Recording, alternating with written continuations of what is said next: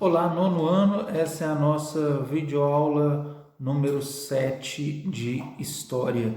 E hoje nós vamos começar o capítulo 3 do nosso livro, A Revolução Russa. Então convido vocês a pegarem o livro a partir da página 33. Então, primeira parte, vamos entender a Rússia nesse período, né? Nós estamos falando de uma Rússia czarista. O que é a Rússia czarista? É a Rússia que é governada por um czar. O que é um czar? Czar é um imperador. Essa palavra ela deriva lá da palavra César, que era o governante de Roma, né? O imperador romano era chamado de César. César não era nome, era título. Júlio César, Augusto César, Nero César, Otávio César, tá certo? César é o título. Lá na Rússia é a palavra czar, tem o mesmo sentido.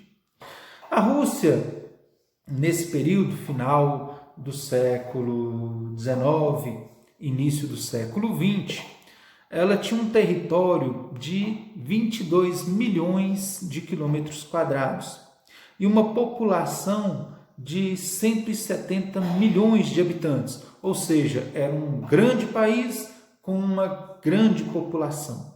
Por isso, o czar ele tinha dificuldade para governar tudo isso, né? Este grande povo, esta grande nação. E era governado nessa época pela dinastia Romanov, né? Esta dinastia Romanov estava no poder desde 1613. Essa foto que vocês estão vendo aí na página de abertura do capítulo é a família real, né, em 1913. Então, sentado aí está o último czar russo, Nicolau II, com a sua esposa e seus filhos. A czarina Alexandra, sua esposa, né? E os seus filhos, Olga, Maria, Anastácia, Alexei e Tatiana. Então, a família real russa. A economia da Rússia era uma economia predominantemente agrária. Então, a grande maioria da população estava no campo, com métodos bastante atrasados, né? E por isso não produzia alimento suficiente para essa população toda. Lembrando que são 170 milhões de habitantes, a maioria no campo, né? Haviam algumas cidades grandes, mas em geral a maioria da população estava no campo. A indústria era bastante atrasada comparado, né, aos outros países da Europa. Haviam altos impostos sobre os camponeses, então a população era uma população extremamente pobre, havia muita gente passando fome, né? Era de fato uma realidade de grande pobreza no final do século XIX, início do século XX. A população urbana era pequena, por isso os operários destas fábricas que existiam lá eram muito explorados, né? Então havia também essa exploração da mão de obra nas fábricas, como também acontecia em outros países da Europa nesse mesmo período que nós já estudamos, né, a Revolução Industrial. Sindicatos eram ilegais, os operários eram proibidos de se filiarem a sindicatos e reivindicações trabalhistas, né, manifestações, revoltas, era considerado crime e eram punidos, né? Então, toda essa realidade é um terreno fértil para a doutrina socialista que nós já estudamos no ano passado, né? Vocês lembram muito bem o que o socialismo pregava, né? A socialização dos meios de produção, o fim da classe patronal, em que os operários assumissem o controle sobre as fábricas, em que o governo fosse instaurado a partir de comitês de proletariado, né? Tudo aquilo que nós estudamos no ano passado. Então as ideias socialistas estavam chegando lá na Rússia, né? E com toda essa realidade de pobreza, de exploração, de altos impostos, de exploração dos operários, né? Tudo isso é terreno fértil para a doutrina socialista. Nesse período, lá tinham alguns partidos políticos, né? Por exemplo, em 1898 foi criado o Partido Operário Social Russo. Esse partido ele tinha como objetivo implantar o socialismo na Rússia. Em 1903 foi criado o Partido Socialista Revolucionário, que também queria implantar o socialismo, mas de forma mais radical. E esse Partido Socialista Revolucionário ele tinha uma presença maior no campo, né? Portanto, uma influência muito maior entre os camponeses. Em 1906 foi criado o Partido Constitucional Democrata. Esse partido ele era constituído pela nobreza, mas com mentalidade liberal, e pela burguesia, né? E eles tinham como proposta a criação de uma monarquia constitucional. Lembrando que lá era uma monarquia absolutista, né? O czar Nicolau II ele tinha poderes absolutos. Além disso, existiam dois grupos políticos.